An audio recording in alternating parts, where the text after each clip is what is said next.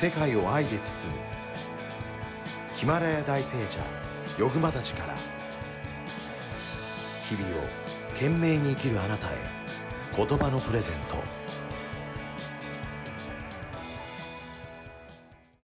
素人風の質問でしたら大変失礼いたしますが、申し訳ございません。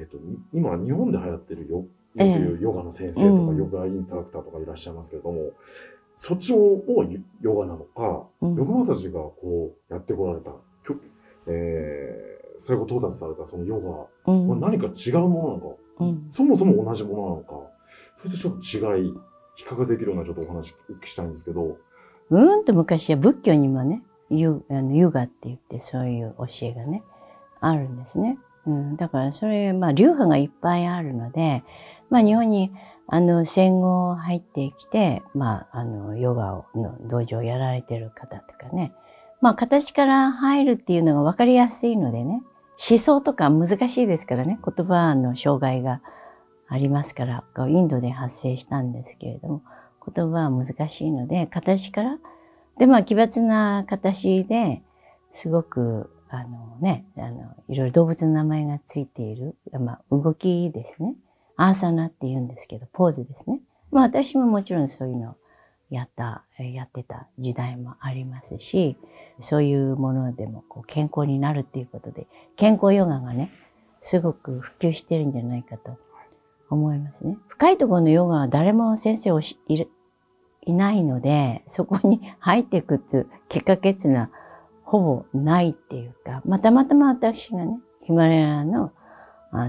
聖者にピックアップしていただいて、ヒマラヤ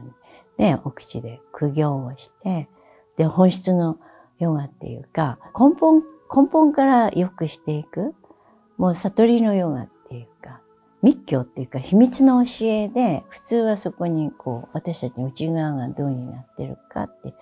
いうことでね、それで本質に到達して、悟っていくっていうね、自由になっていくっていう、日本の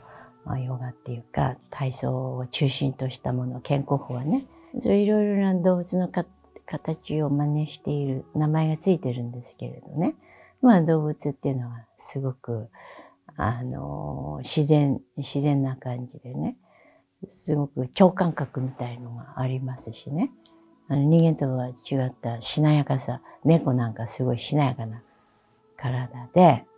猫のポーズとかあるんだけど、人間はね、心を使うようになってね、心っていうのは、神経にね、すごく深く関係しているから、それ使って緊張しちゃうからね、筋肉も緊張しちゃうみたいな。で、そういうのをね、ほぐしていくみたいなね。瞑想するためにね、まずほぐさなきゃいけないっていうの。そういうとこから体をほぐすっていう。それだけでね、ちょっと健康になったりもするので、それすごく普及されているんですね。で、心を良くするところはちょっとそこまでいかないっていうかね。かえって何かできるっていうことで偉そうになっちゃったりするので、やはり心を見つめるとかね、否定的なものを肯定的に変えるとか、トラウマを浄化するとか、もっとその心にフォーカスして、皆さんが本当に幸せになっていただくためにね、この究極のヨガっていうか、本質のヨガ、内側のヨガをね、インナービューティーとかね、そういうものに特化してね。でそれが、すごくよそのヨガと違うっていうか、私が、究極のヨガをマスターしたってことなんですよね。だからって言って難しいっていうんじゃなくて、逆にそういう先生がいるから、すごくそういうエネルギーもいただいてね。で、ちゃんと道を示していただいて進んでいくから安心で。それですごく早く、超特急で変わっていくことができるっていう。例えば体の動きでもね、2000くらいのポーズがあるから、そういうのやり出すとキリがないみたいな。もう本当にヒマラヤ秘境っていうことでね、密教っていうか、それは本質を目指すっていうことで、ヨガって言うと体操的なイメージがあるんですけど、もっと精神的な、精神統一とかね、いろいろな道があるんですよ。愛の道とか、信仰の道とかね、エネルギーの道とかね、知恵の道とか、そういういろいろ流派があって、それを全部総合的にやって完全な人間に、最高の人間になっていく、そういう道を皆さんにお伝えしてるんですね、私に。サイエンス・オブ・エンライトメントって言うんですけどね。ヨガっていうとこうすごく限定された、本当はすごい広い意味なんだけれど、なんかちょっとそういう限定されたイメージもあるので、科学なんですね。宇宙の科学。だから全て、ヨガなんですけれども、見えないところをこう、整えて、磨いて、開発していく。だからそれ正しいやり方でないとね、こう私たちのこの潜在意識っていうのは、こうすごい能力がいっぱいあるんです。例えば感覚、目とかね、目とか耳とかね、正しく見るっていうのがね、耳を正しく聞く。なんか悪いニュースばっか聞こえちゃう人もいる。どうしてもこうひねくれて取っちゃうってこともあるじゃないですか。何か自分が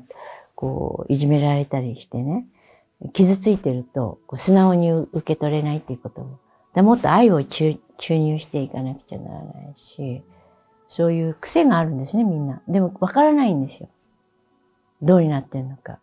その癖と一体になってるからわからないんです。で自然になっていくっていうことで、だから私が修行をしたので、私そのものが、この品質としたら、こう、聖なる品質になったんですね。だから私はその神様につながって、その皆さんにそれを祝福って言うんですけど、エネルギーをお送りするだけでね、本人自覚ないんだけれども、自覚がある人もいるけれども、深いところから何かがうごめいて変わってくる。それをこう悪い心で取ると悪く働くけど、信頼して取ると、さらにそれパワフルな力なのでね。人間ってすごく修行しないと変わらない。だからその内側を変えるっていうのはね、大変なことじゃないですか。だから世の中の教えっていうのは外のことだけをやってるんですね。楽しいことがあるからそれをこう一生懸命やっていて、だけど後でどーっと疲れるわけですよ。で私の教えは、こうそれやると内側が満ちてくる。疲れが取れる。だから世の中はこう楽しいことが多すぎて、別にもう本当にもう日もさっちもいかなくなったらね、こう自分を休めようなんてね、思う。だからお酒飲んでね、ガーッと忘れてね、でまた次の日元気になってまたこうやるでしょ。で、そういうのやってるともう枯渇しちゃうのよ。で、私の教えはそのエネルギーの源泉からこう組み出す教えなの。組み出したらさらにパワフルになっちゃうから、それやっぱし自制して使っていかないとならない。それはなんだ、やたらやりすぎちゃうとね。それは、こう人を幸せにすることに使っていくっていうことなんですね。自分学んだことをやってらっしゃると思う。それはそれで素晴らしいと思うんですけども、私はそういう本質を体験したのでね、早くね、皆さんが早く幸せになるようにね。だから素晴らしい人間になっていくっていうところでね、こう、お稽古事を超えたね、やっぱし、実践の哲学っていうかね、体って宇宙なんで、それをこう、やっぱり知っていく、悟っていくって。そうすると全てのことがよくわかるようになる。要するに、こう、汚れを取るだけじゃなくてね、汚れを発生させない人になるとか、さらに、みんなを幸せにする人になる。それはすごいですね。だからね、自分だけの幸せじゃなくて、みんなを幸せ、そういう人がいるだけでみんなの幸せになる。何かを発してるから。例えばそこにこう、輝いてるダイヤモンドがあるみたいなもんで、だから最初はコークスみたいなものをこう磨いてダイヤモンドにする。こういろいろカルマって染みついちゃってるんだよ。で、染みついちゃってるもの取れないのね。いろいろ瞑想法もね、レーザーのようなね、原子力のようなエネルギーがあって、バーってね、それ増やしていくと溶けちゃうわけ。中のゴミが、エゴが。なんか変化すると何かたくさん知ってるとか、できるとかになるんだけども、またサボってるとできない人になるとか。だから戻らない人になるね。こうジャンプして違うステージの人になる。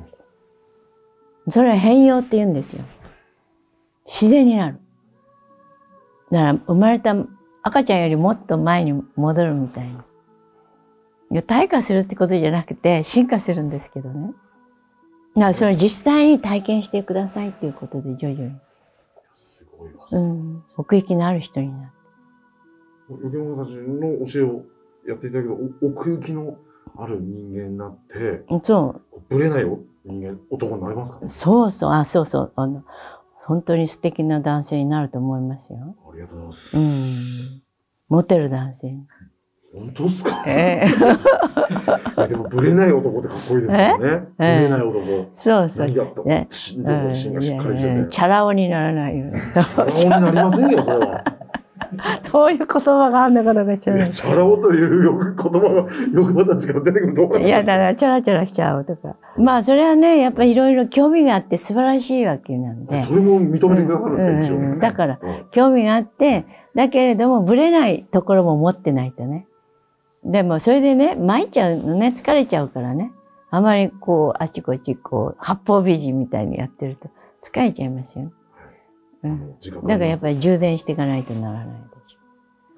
ょ。根をこうしっかり深く生やしていく。安定をさせていく。だからね、私の修行したらね、みんなね、オリンピックの選手もね、一番になれるのかなって思います。野球の選手で誰でも。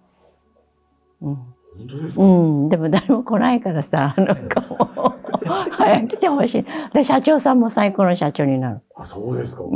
だから、それみんな勘違いして、なんか具合が悪い人ばっか来るんだけど、そうじゃなくて、